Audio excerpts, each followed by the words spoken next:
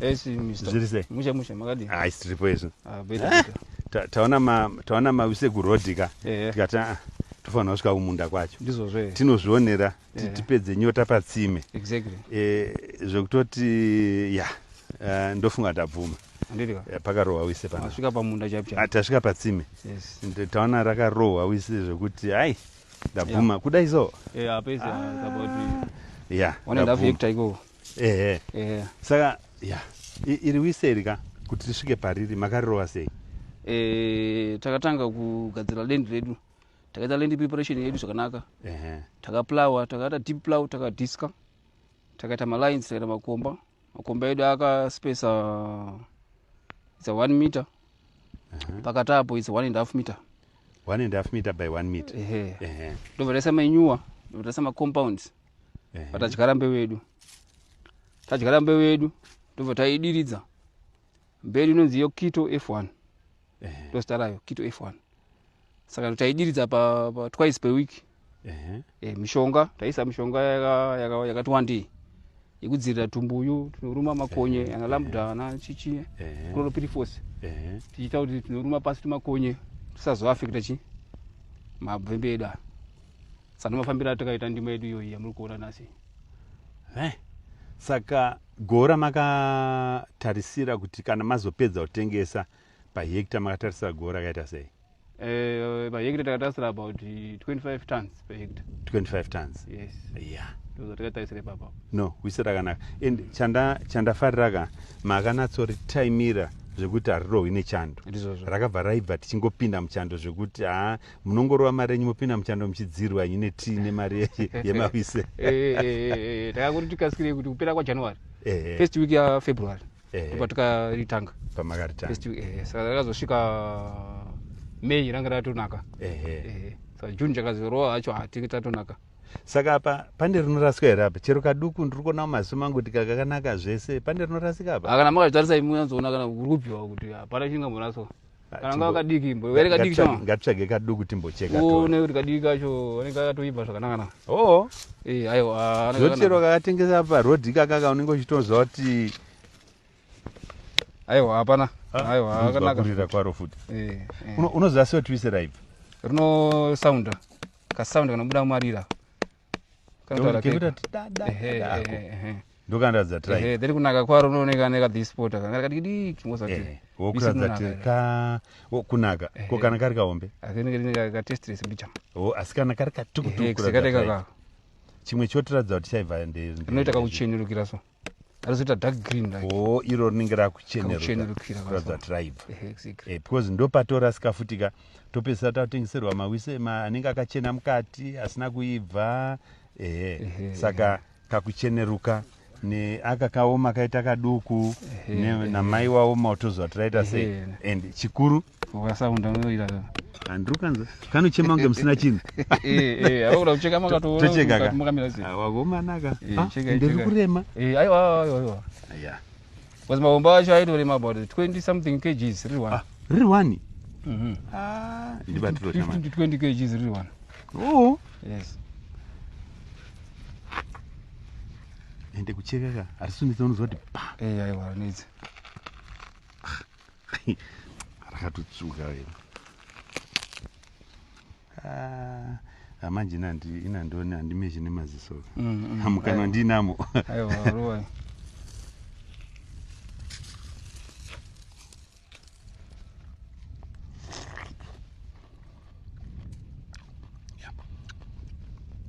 Ona mvura. Aiwa rekadeka. Saka ndo patiri panapa kuita kuchucha mvura pa Eland Estate Farm. Eland Estate Farm.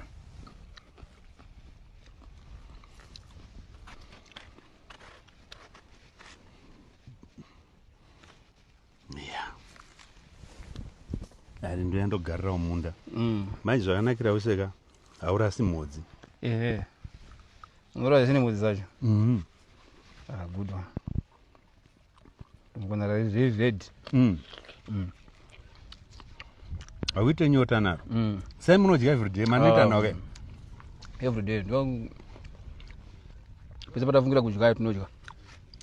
Ko ndikauya ndikauya everyday ndichitsvaga kuti duku ndodya kaduku ndoenda ndodya kaduku ndoenda zvakaipa aiwa munouya haya mutambirwa nemokumairi chaiwo munouya iwe wazomangusvika paine vanhu chete modzi hamusvipi wane modzi nechiichi ichi chichena ichi futi ichi chodyiwa futi ichi chodyiwa good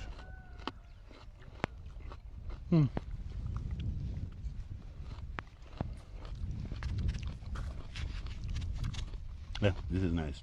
Aiwa good. Saka musungaisai futi mabvisa meloni. Apa takabvisa melon takuroteta. Tokunakuisa green mills. Tokunakuisa cabbage. Sei kuroteta uchibatsira.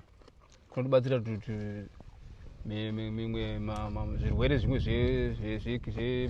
zvewatermelon zvokunozotapukira tikadzokorodza futi zvinotapukira kune inenge ichiteera yacho. Saka toroteta manje kuitira kuti pave neivhu redu futi rinenge richibatsirikana pakugadzira chikafu chepasi paproduction ipapo. Ndakanzwa futi vamwe kana ngatiti watermelon mudzi uchidzika kana kuti uri shalo fertilizer inosarira iye ukachinja midzi yekusiyana kwemidzi kwayo kunobatsira kuti kukokota. Munoona yeah roma ina naura sanda nanguisa pasi kare andizozvo ayo ndangogadzika chete pasi ndangogadzika ari pasi kuti iite zvakanaka.